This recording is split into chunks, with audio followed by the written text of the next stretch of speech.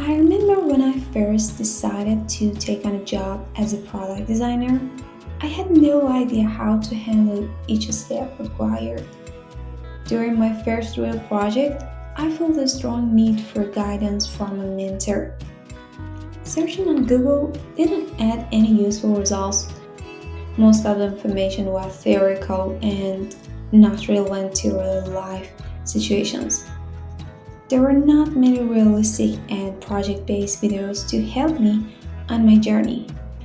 When I became experienced, I promised myself that I would help people at the beginning of their learning journey, giving them the confidence they needed before starting a job.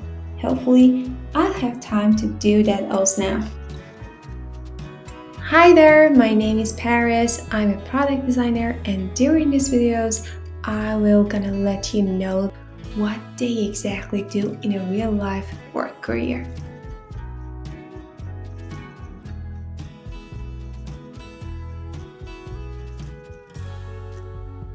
Honestly, when I want to spend my time on a video, I usually have some basic questions to decide whether to resume or not. What am I going to say? I will talk about designing a digital product from scratch. Second, what do I want to share? I will share step by step of creating a product. It's include business model, research, design, communications, and all steps needed for a product designer to know about.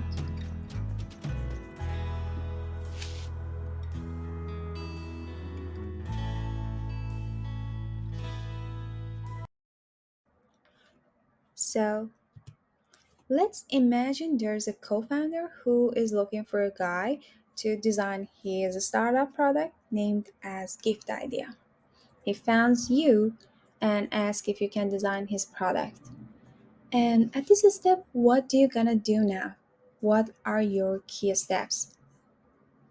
So, first of all, you need a shared doc with the owners to specify a brief definition of desired product and total steps needed during design, and finally, the total price you're thinking about.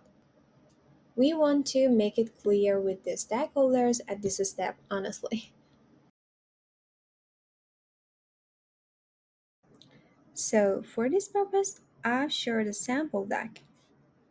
The doc based on need can be included of different details, but for the sample freelance project, I needed to make it clear what is the definition of product and what are the key steps I want to spend my time on it. Based on different situations and different projects, you can decide about the details. Usually, after doing some meetings with stakeholders and owners of the product, you can decide about the doc and its details. For example, in this freelance project, I needed to make it clear with the stakeholders that what are the key steps I want to work with and I wanted to make it clear how much time does it take to do each step. About the price, I tried to be flexible with them and offer two type of price based on different packages. Lastly, I highly recommend to make sure every unplanned change on product can decrease or increase final price and timeline.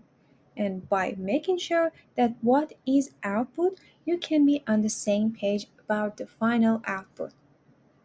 These were my two cents for the people who try to get their freelance job and they want to make sure that everything is on the same page with the stakeholders. Second, know about your part at product development lifecycle. If you search on Google, you can see different segmentation, but if you want to see it simple, it can have total 5 steps. And in each steps, I want to talk about our roles as product designers.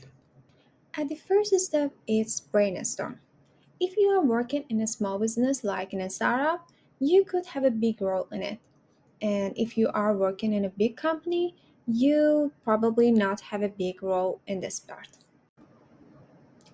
In brainstorming, you can do some ideations about the whole product and take part in the meetings to make business model.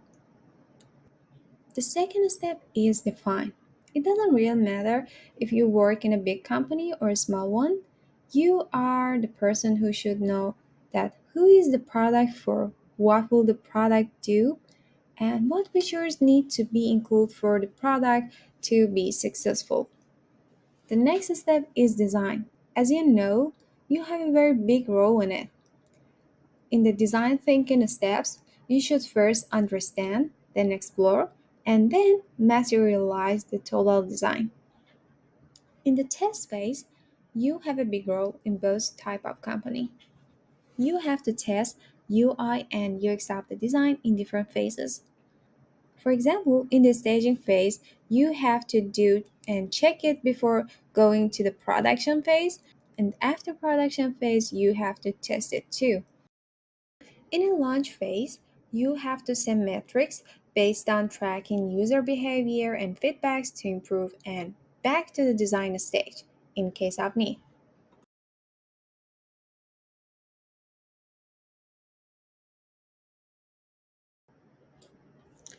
Now let's take a look at the steps of design. I don't mean that it happens by the product designer, it happens for the design, and they are not linear. Understanding the client needs, doing market research, and define the requirements, doing some wireframes and evaluation and feedback, the final UI design and development. These are the steps that are not linear but happens during design. But what is the connection up between these steps? Actually, they are the same, but the first one was theoretical and the second one is the exact thing that happened in a real project. And I want to let you know about the connection between these steps. For example, basic definition of requirements and doing business model is connected to understanding client needs and goal and doing market research. As you see, the interview step is about analyzing and defining requirements. Benchmark step is connected with market research, analyzing and defining requirements, and doing UI and UX design. Wireframe and ideation is about critical design and UI and UX design. About design system and high fidelity design, we uh, obviously know that is about UI and UX design. And finally, usability testing is about evaluation and feedbacks. And lastly, by saying responsive design, I was mentioned the step that is connected with UI and UX design.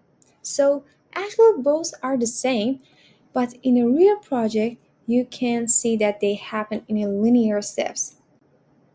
At the next steps, we want to talk about each steps in detail. For example, first of all, we go through basic definition of requirements and business model. We want to know that what did I do during these steps and what was my role.